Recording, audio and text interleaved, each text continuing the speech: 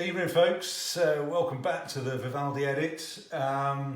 It seems quite fitting on a day where we've had about 3/4 of a foot of water that we finished the week with La Tempesta di Mare, the Storm at Sea, one of Vivaldi's most famous concertos, probably after the Four Seasons.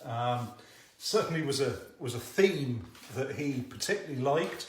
Not only is there's this concerto, there's a chamber concerto for flute, oboe, violin, bassoon, continuo, with the same title, and then that was reworked as a flute concerto for flute and strings as another Tempesta di Mare. It was also reworked as a bigger concerto with other wind instruments with orchestra, and then on top of those concertos you've also got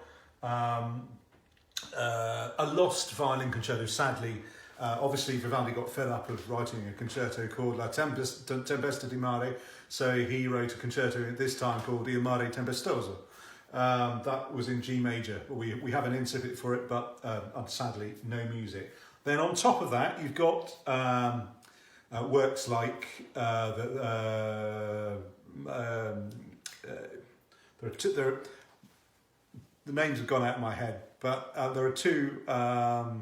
Il Turbato Mario Rato is one, and then there's another big storm-themed motet. Again, I'm not going to try and remember the name because we'll be here till midnight. But I mean, what a piece! This is.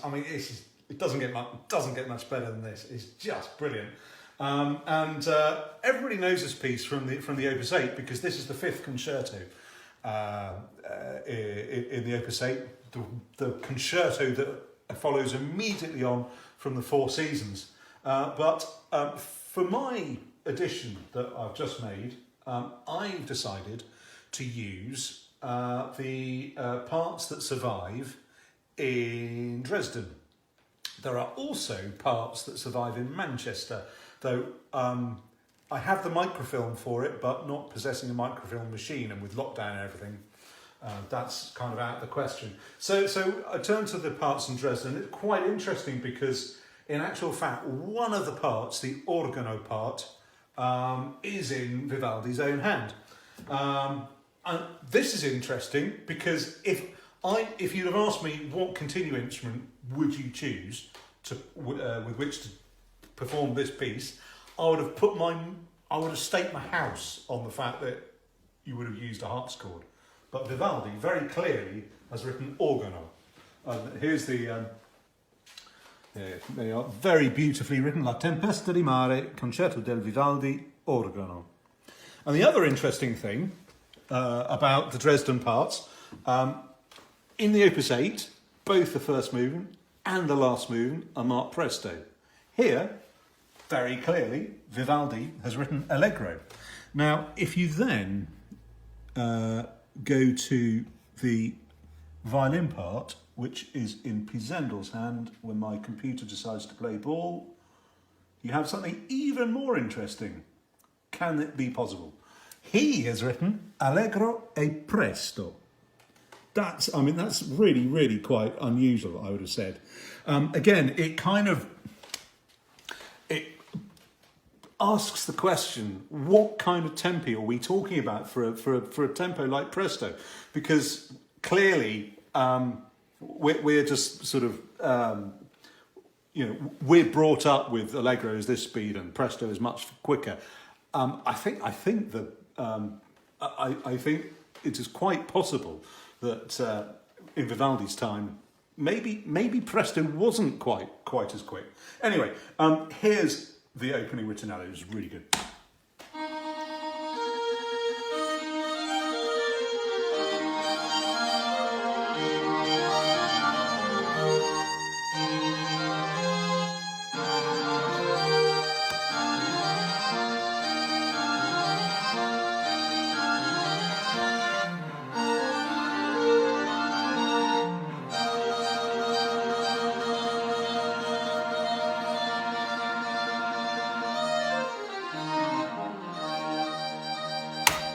It's just brilliant.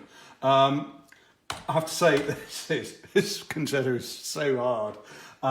It doesn't have the sort of nuanced techniques that you find in the later concertos. I mean, basically, like Grosso Mogul. I mean, this if Pisendel picked this up in Venice in 1716, it must have been composed by that date.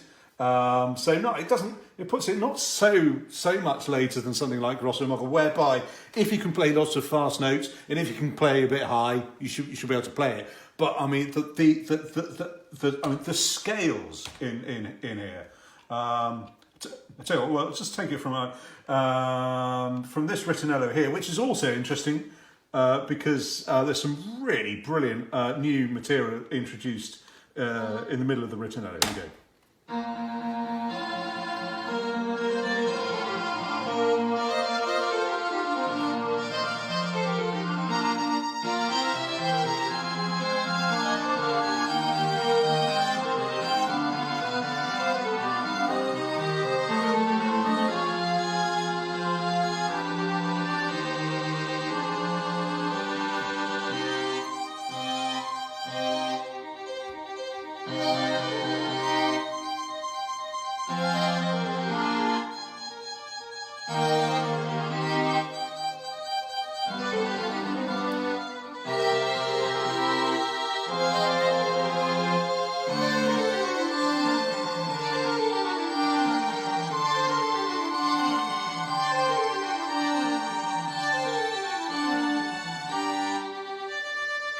There you go. I mean, it's just brilliant writing. Brilliant.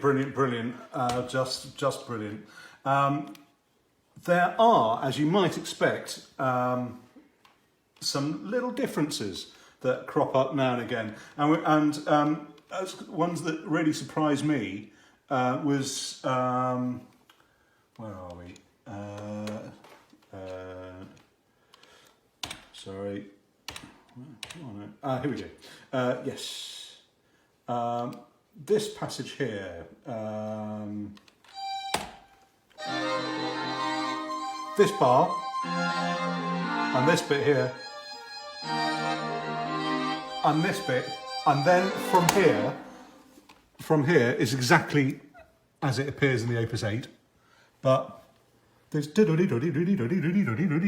different to how it appears. In the Opus 8, he's already changed to this figuration, the barilage.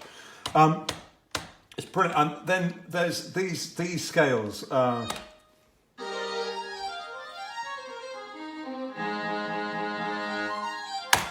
To be able to play that evenly at speed is it's really hard, really hard. It's really effective. End of the first movement, you don't finish in the home key. You get a sort of half close. You get a B flat major.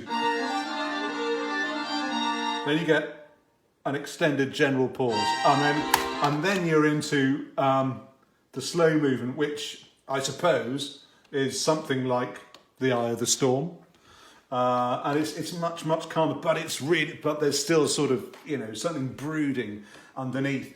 I mean, I could extol this piece for till the cows come home, but let's move quickly on to the last movement, and this is quite an interesting one.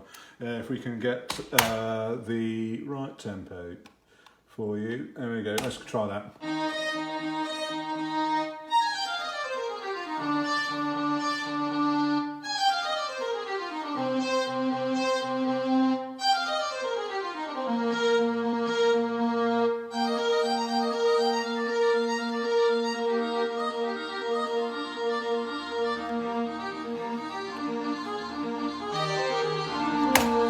It's just brilliant the way he moves from the violins to the violas to the bass. This concerto has a very rare example. Most of the time when Vivaldi came back to works, he pruned and got things really slick. This has a very rare example of Vivaldi actually adding quite a generous chunk. If we look to where does he start?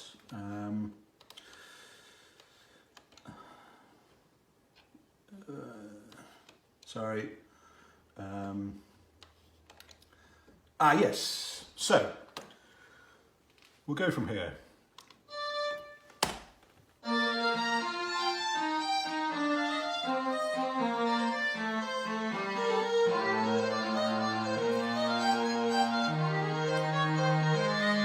From here,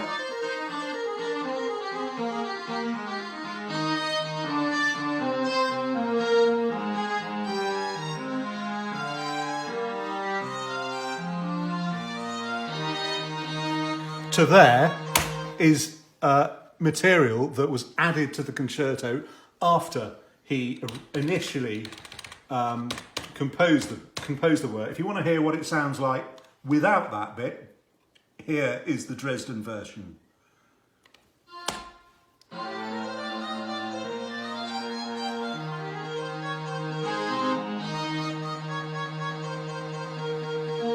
And I think Vivaldi was absolutely right to add that, because I mean it's just a massive tour de force playing this piece. You'd be on the floor after having played this piece if you do it properly. But it just gives you a little bit of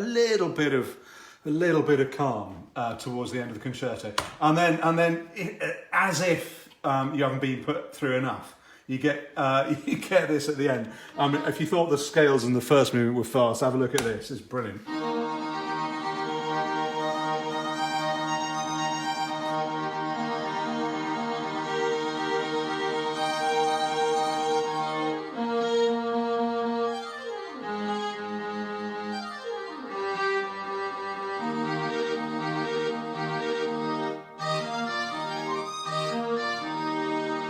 And that's another interesting thing about the Dresden part.